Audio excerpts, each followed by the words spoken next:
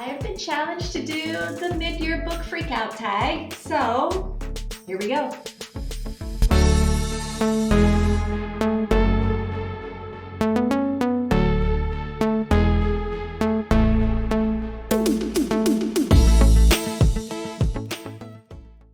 I'm just gonna jump into this. Question number 1. Best book you've read so far in 2023. So I don't know right now what the best book I've read so far is, because I have 6 books in my book bracket and all of them are like possibly the best book I've read so far. Okay, Two Nights in Lisbon by Chris Pavone. This is a mystery, thriller, suspense, but not scary, right? Unless politics in the US scare the heck out of you, then it's a little bit scary. It's about a woman who goes to Lisbon with her husband because he's got a business meeting there or something, and they're going to make it like a little holiday. So on their first morning in town, she wakes up and he is gone. And she's like, okay. But she's not like too worried until hours go by and he's still not back. And she's like, okay, something bad has happened to him. So she reports it to the police. She goes to the US Embassy. Like, she basically tries to get people to start looking for her husband, but nobody cares until she gets a ransom demand. And then everybody cares. And everybody starts wondering, like, who are these people and why do the kidnappers think that they have money? And so look, I'm not going to say anything more because I don't want to ruin it, but I will say that this book is tense and full of like, what the hell is happening right now moments. And let's just say things happen that I was like, oh yeah, I did not see that coming. Plus, it's a book where I really, really loved the main character, Ariel Price. She is everything I want to be. Although you are going to hear me say that like 75 times before this video is over.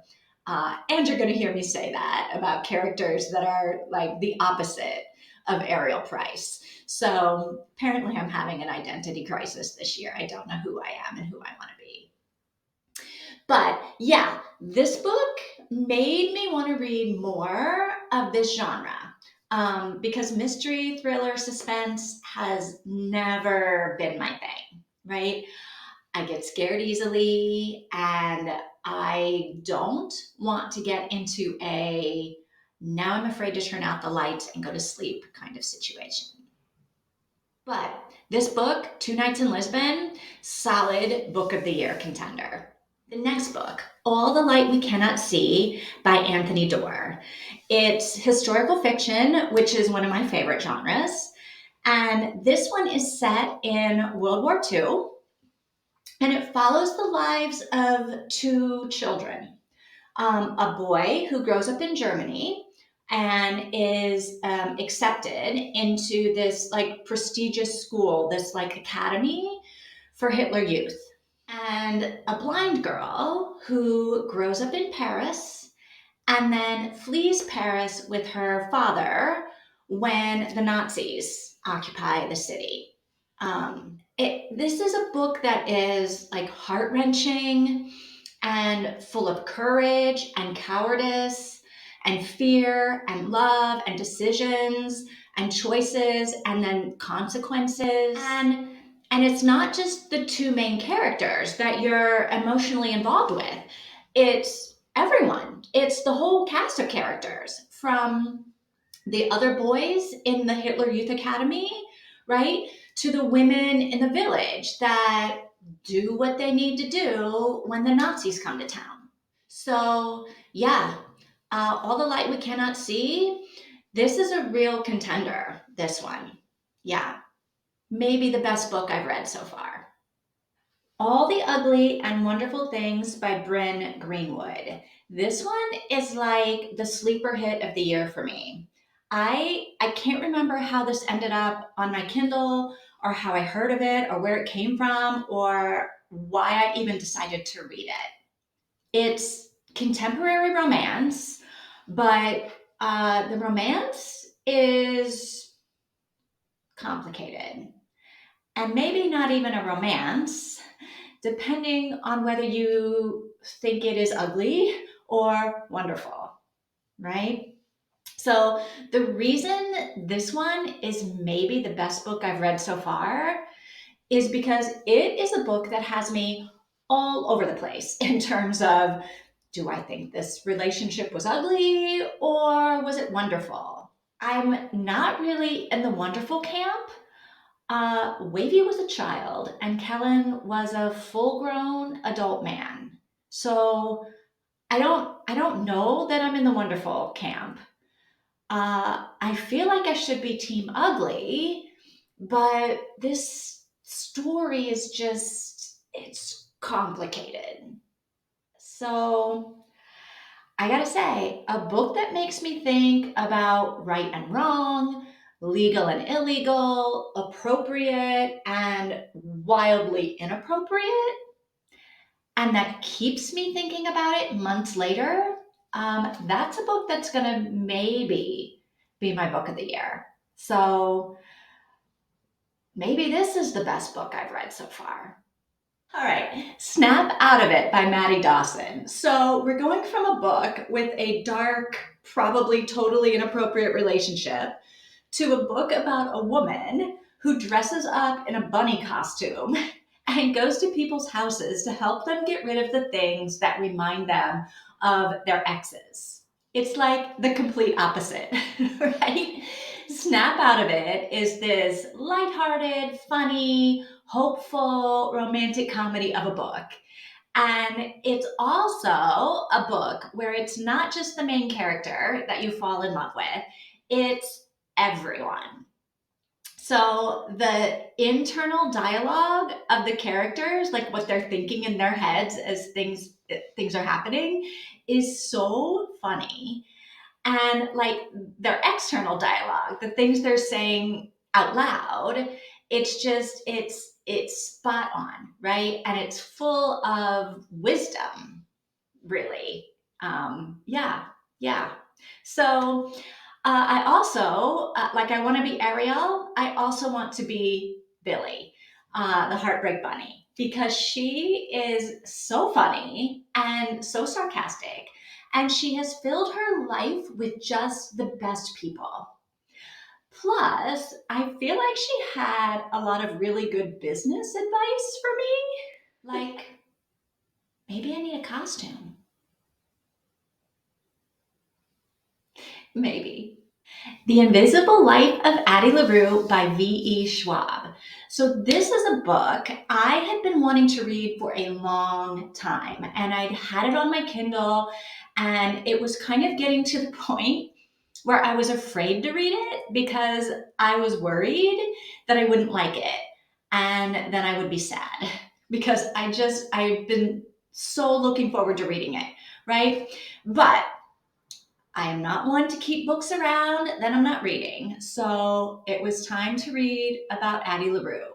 And let me tell you, her invisible life did not disappoint. So here's what happens.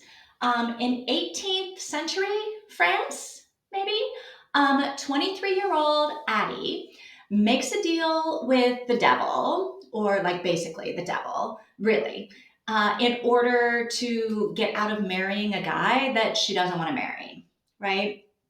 I mean, it's bigger than that, actually. It's not just about not marrying that guy, because what Addie really wants is just to be able to live her life, to be free and untethered, and to basically like live and love as she pleases, which is not something an 18th century girl in France can do, right? So the devil says, fine, but you're going to also be forgotten by everyone the minute you're out of sight, right? You're totally forgettable. And you'll let me know when you get tired of this situation, and I'll take your soul off your hands, right? But until then, you can live, live, live, live, right? And not age. So she stays a 23-year-old woman, right? Forever. So she lives and lives and lives. And then something like 300 years later, a man in a bookstore remembers her. How does he remember her? Why does he remember her? What happens next? I'm not going to tell you. You'll have to read it. But The Invisible Life of Addie LaRue might be the best book I read this year. A Happy Catastrophe by Maddie Dawson. Yes, this is another Maddie Dawson book, another lighthearted, emotional, romantic comedy book, right? Sliding into my book bracket. What can I say? I'm having a Maddie Dawson era. I don't know. This one is about Marnie, a matchmaker who lives in Brooklyn with her boyfriend Patrick, who is an artist and he's got this like super tragic past. Um, they have been together for a while now, and Marnie is ready to have a baby. Patrick doesn't want to have a baby, like ever. Never wants to have a baby.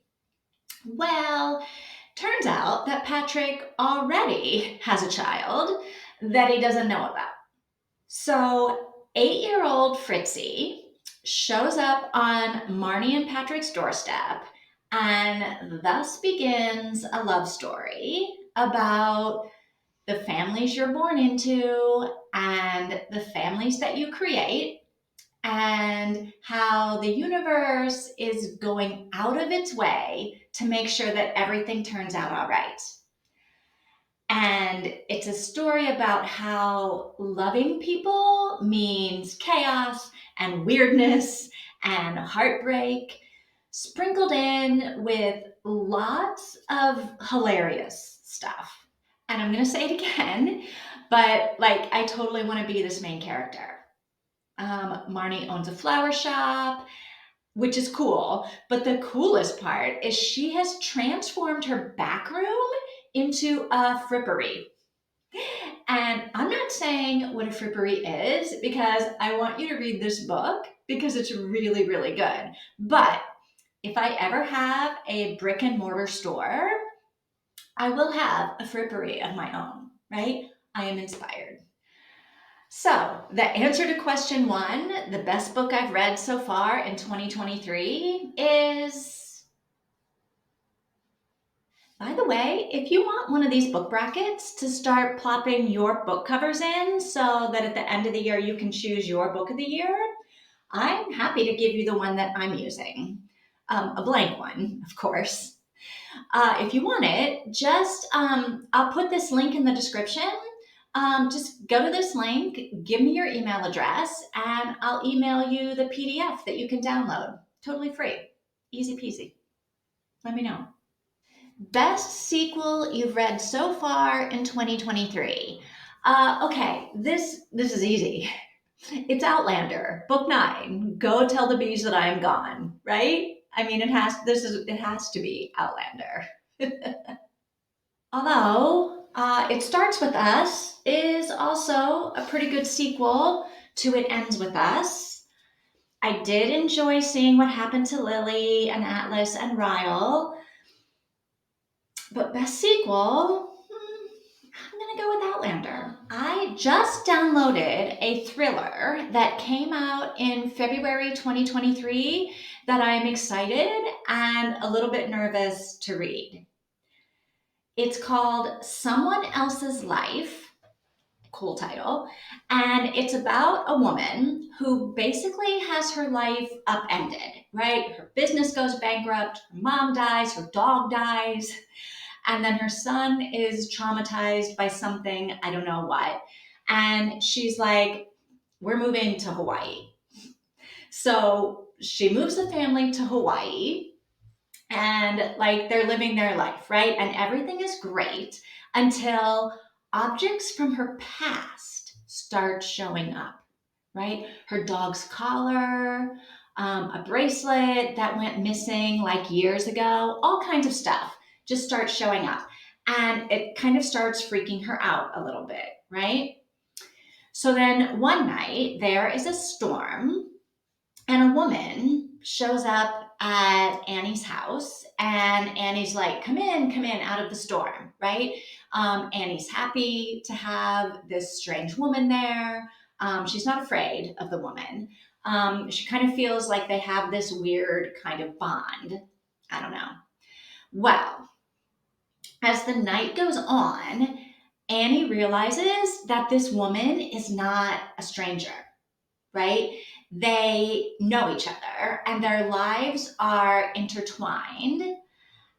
And the book blurb then ominously says, Annie might just lose everything. I mean, a stranger who isn't really a stranger? What's going on here? I don't know. I'm intrigued. So, the new release? It's February release. Does February count as new? Yeah. That's only 4 months ago. That's a new release, right? February. So the new release that I want to read, but I haven't read yet, is Someone Else's Life. Yeah, I mean, even the title is like, what's going on? Most anticipated release for the second half of the year. Well, I've got some. Okay, Jennifer Weiner has a new book coming out in August, and it's called The Breakaway, and it sounds hilarious. So, a happily dating or maybe engaged, I don't know, a woman, she gets like a last minute call to go off and lead a bike trip from New York City to Niagara Falls. And she's like, hell yeah, I am getting in on that. So she leaves her boyfriend, fiance, I don't know. She leaves the man and she goes off to lead this bike tour. Well, guess who is on this bike tour? A guy, of course, but a guy that she had a one night stand with a few years ago, who she thought she would never see again, but who she hasn't been able to stop thinking about. Okay. And guess who else is on this tour? Her mom, of course. So I think shenanigans and hijinks are going to ensue, and I think it sounds hilarious. And this book comes out in August, and I am anticipating it. Okay, another book that's coming out in September is called The Land of Lost Things by John Connolly. Um, I feel like I could love this book or I could hate this book. But it could be right up my alley. I don't know. Tell me. So, in this book, we have a little girl who was in an accident or something, and she's in a coma, and she's in the hospital. And her mom is sitting at her bedside reading her fairy tales, right? Hoping that she'll wake up. But there's this like old abandoned house at the hospital that the mom is like being pulled towards. And so the book blurb says this: something wants her to go in, and when she does, she goes on a journey to a land colored by the memories of childhood and the folklore beloved of her father, a land of witches and dryads, giants and mandrakes, a land where old enemies are watching and waiting, the land of lost things. So, I mean, what do you think? Does this sound good? I think it kind of sounds good. I'm intrigued. It could be great. It could be terrible. I don't know. But I would say it is something coming out, a new release coming up that I'm sort of anticipating. Sophie Kinsella also has a new book coming out in October, and I love her. Her new book is called The Burnout, and it's a romantic comedy. Of course, it is. Um, yeah.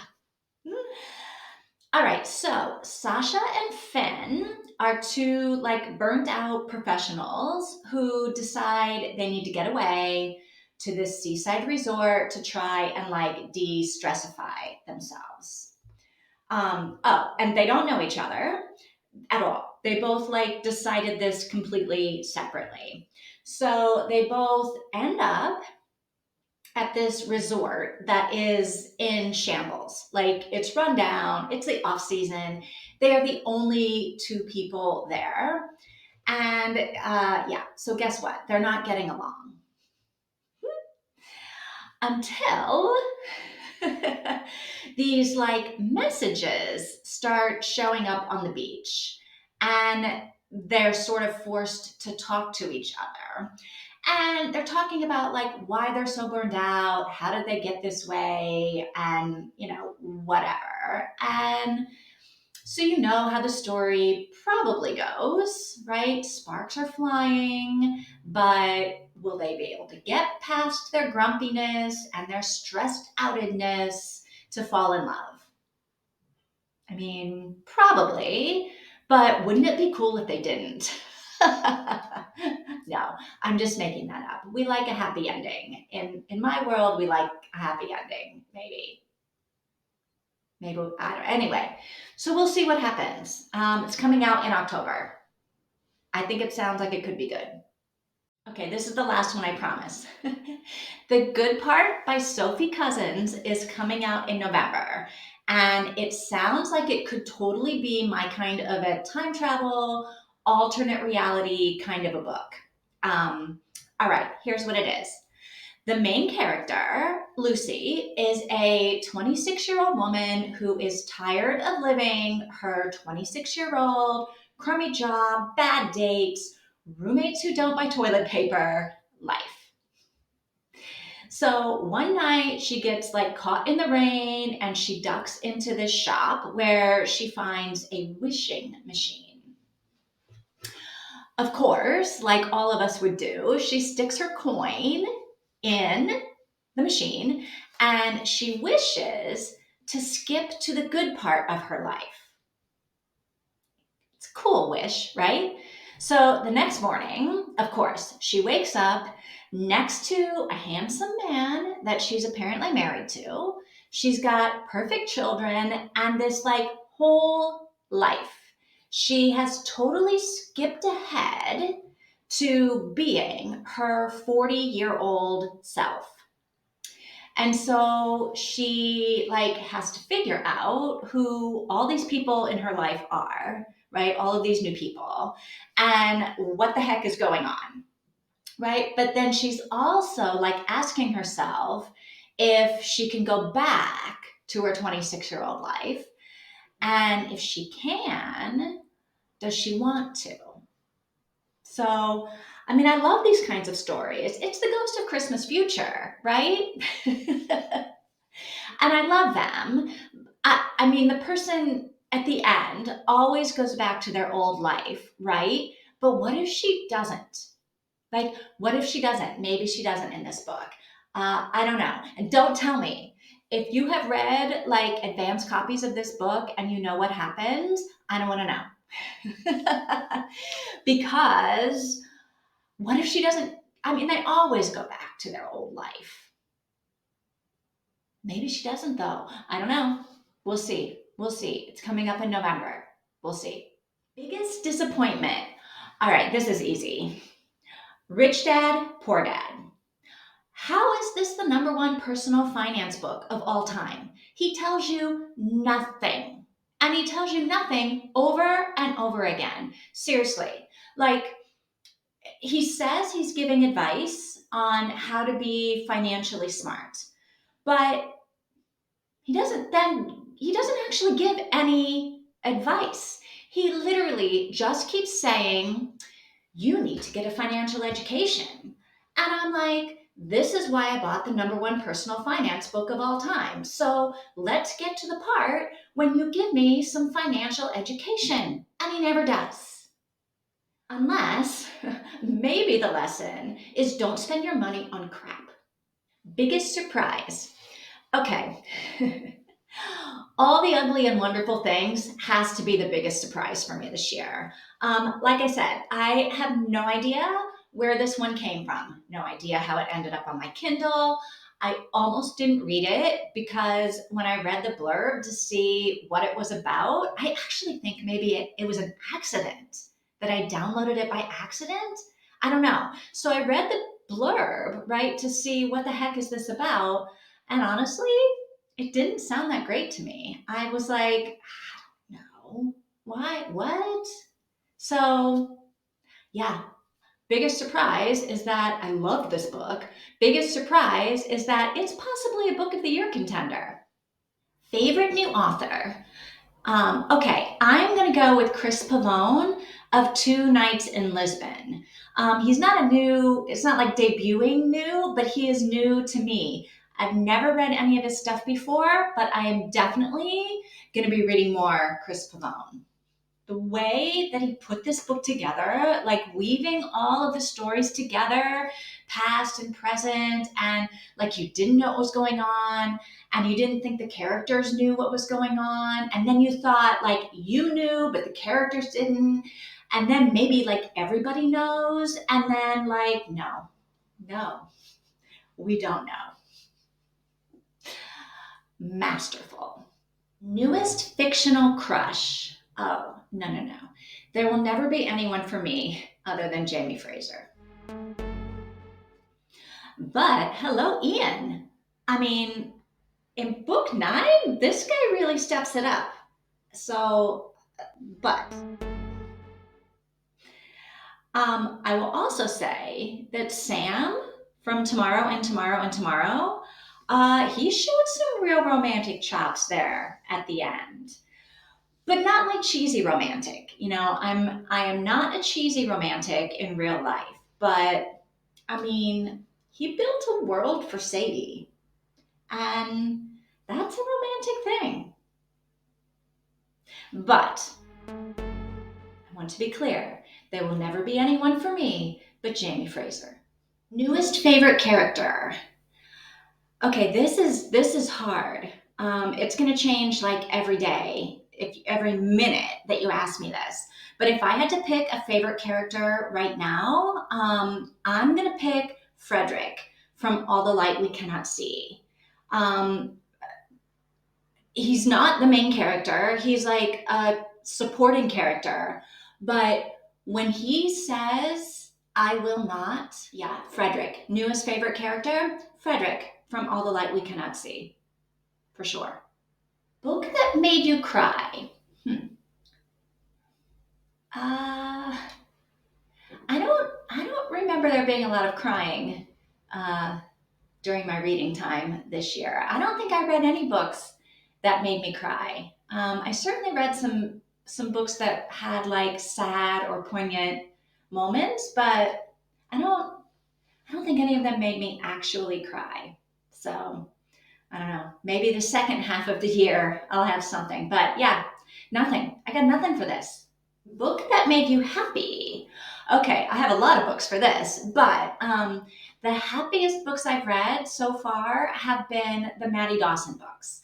And if I had to pick, I would say Snap Out of It or A Happy Catastrophe. Books that made me happy. Yeah. Favorite book to film adaptation? Okay, Out of Africa. It is always, always going to be Out of Africa. The book is fantastic. The film is also fantastic. I'm honestly not sure which one is better. This may be the only time in the history of book to film that the film is better. Meryl Streep, Robert Redford, I had a farm in Africa. I mean, it's practically perfect in every way. Most beautiful book you've bought so far this year or received.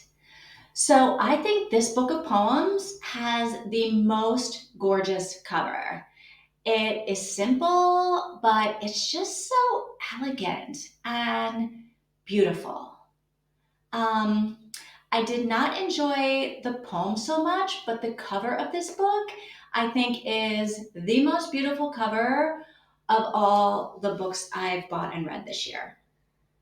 What books do you need to read by the end of the year? Okay, so I'm doing the All by Colleen Hoover Challenge in 2023. And to finish that, I still need to read Too Late, Heart Bones, Hopeless, Losing Hope, Finding Cinderella, All Your Perfects, Finding Perfect, Without Merit, Never Never, Maybe Someday, Maybe Not, and Maybe Now. I have a ways to go. And I've still got a few books left to read from my must be read list. Lessons in Chemistry, Starry Messenger, and Atlas of the Heart. So I am so excited about reading those. All right, that's the mid-year book freakout tag for 2023. Let me know what your favorite book of 2023 so far is. And let me know the book you're most looking forward to reading in the second half of the year. Or like maybe just say hi in the comments. Maybe leave me a smiley face emoji. And don't forget, if you want your own copy of the book bracket that I'm using, hit the book bracket link that I'm putting in the video description and tell me what email to send it to.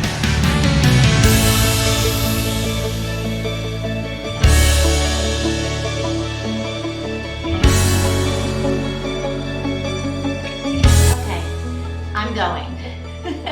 Have a great day. Read different.